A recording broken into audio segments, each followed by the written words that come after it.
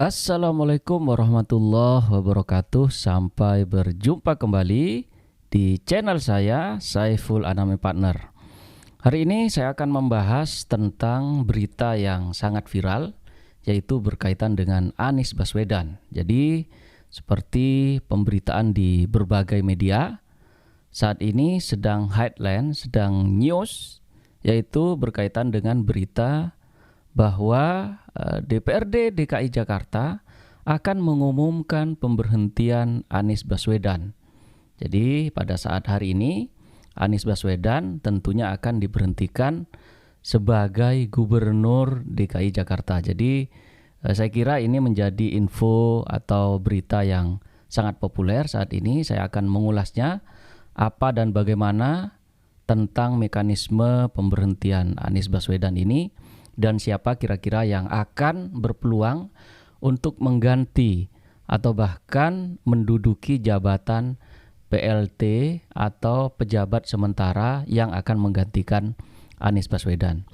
Seperti dikutip oleh CNN Indonesia, DPRD DKI Jakarta umumkan pemberhentian Anies Baswedan hari ini. Jadi pada saat hari ini DPRD DKI Jakarta akan mengumumkan pemberhentian Anies Baswedan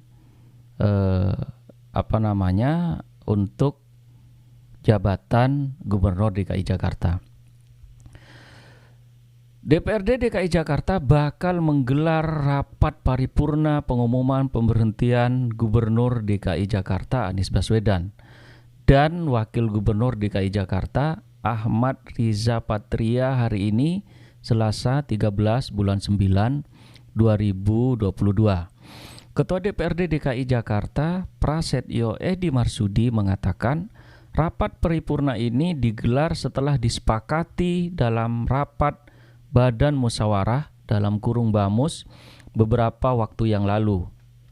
Berdasarkan masukan dari pimpinan dan anggota BAMUS, telah disepakati rapat paripurna pengumuman pemberhentian Gubernur dan Wakil Gubernur periode 2017-2022 pada 13 September, kata Pras saat itu.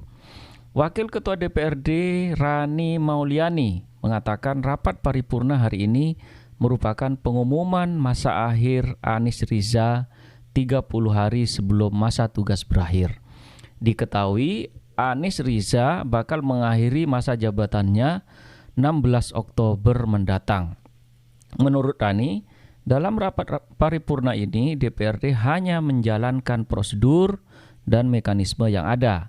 Ia pun meminta Anies untuk hadir langsung dalam proses tersebut. Kalau itu beliau harusnya hadir ya, secara hari itu kami mau mengumumkan beliau. Tapi masa dia tidak ada? Tapi kalau enggak datang itu hak dia sendiri. Maka dorong aja supaya datang, ujar Rani.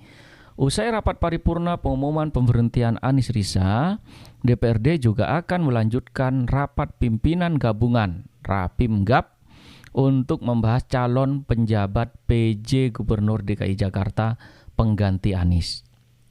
Pras mengatakan bahwa Rapimgab akan digelar setelah paripurna. Pras juga sudah meminta 9 fraksi yang ada di DPRD DKI Jakarta masing-masing menyetor 3 nama calon PJ Gubernur. Nantinya 3 nama terbanyak akan dipilih untuk diserahkan ke Kementerian Dalam Negeri. Jadi setelah paripurna kami rapat dalam kurung Rapimgab lagi di sini dan hasilnya bisa ditanyakan ke saya, ujar Pras. Setelah diketahui Menteri Dalam Negeri Tito Karnavian sudah menyatakan calon PJ Gubernur DKI Jakarta yang diajukan ke Presiden Jokowi bakal berjumlah 6 orang.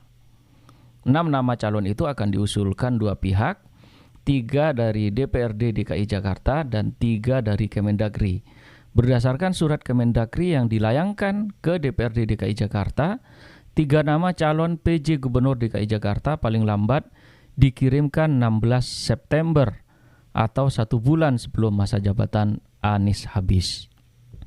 Jadi ini bisa dikatakan bahwa bertambah lagi kalau kemudian Anies tidak memiliki pekerjaan tetap, maka dapat dikatakan sebenarnya Anies adalah seorang pengangguran nanti pada tanggal 16 Oktober 2022.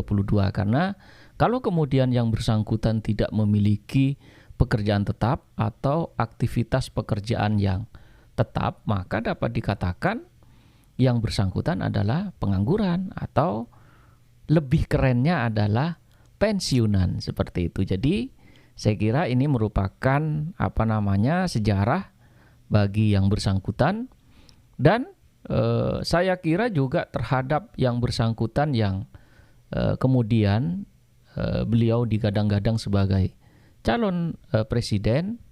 Tentu ada dua kemungkinan saya kira.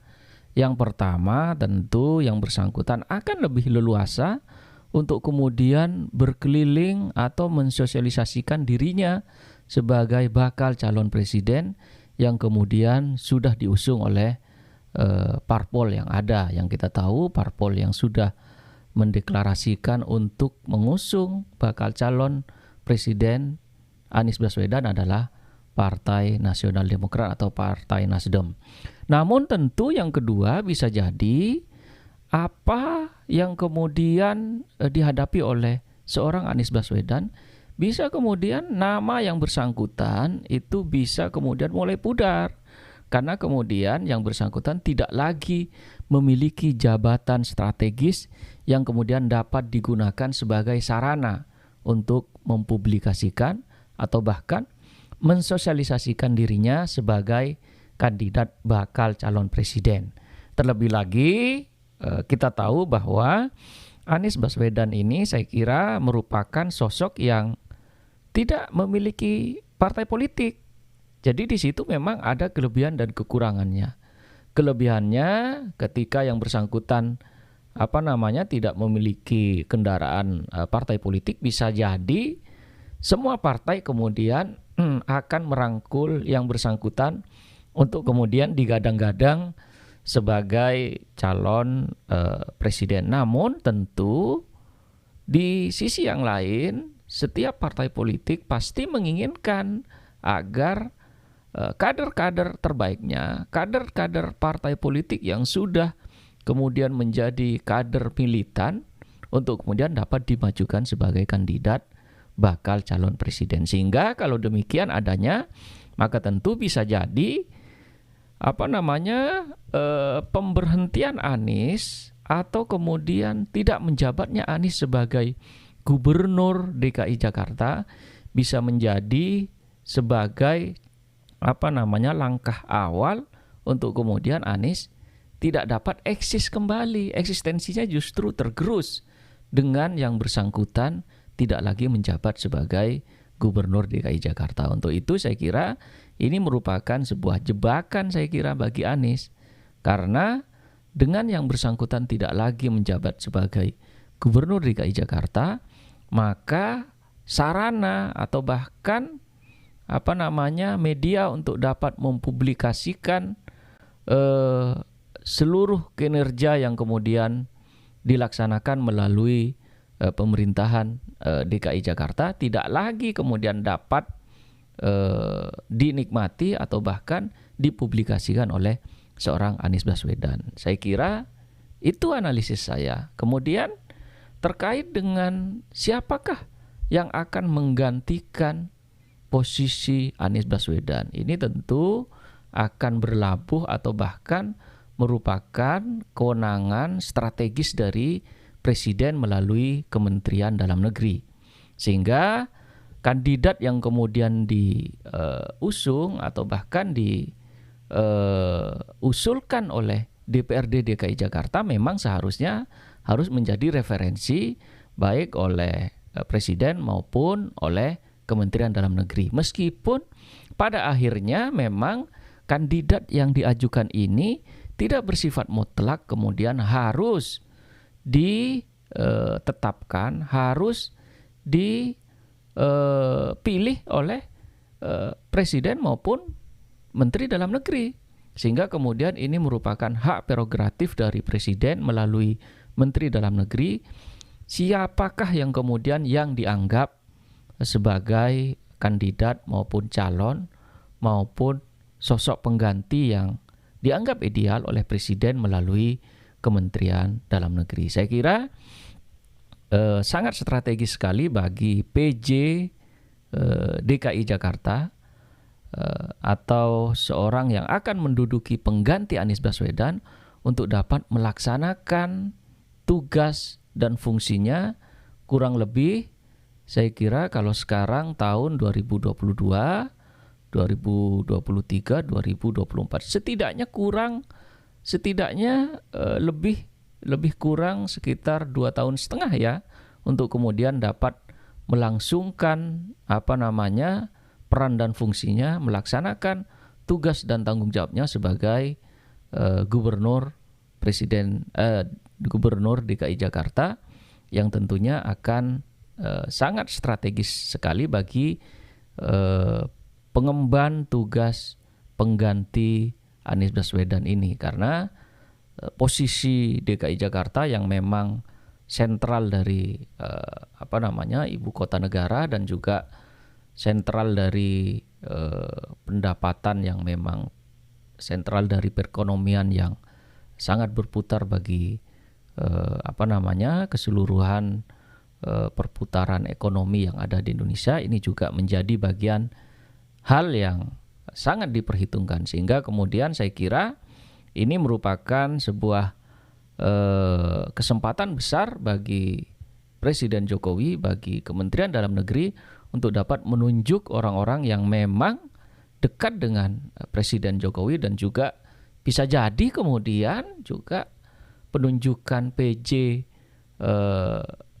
Gubernur DKI Jakarta ini merupakan tidak terlepas dari aspek politik yang kemudian melatar belakanginya. Jadi saya kira ini yang dapat saya sampaikan. Kurang lebihnya mohon maaf, saya ucapkan terima kasih. Assalamualaikum warahmatullahi wabarakatuh.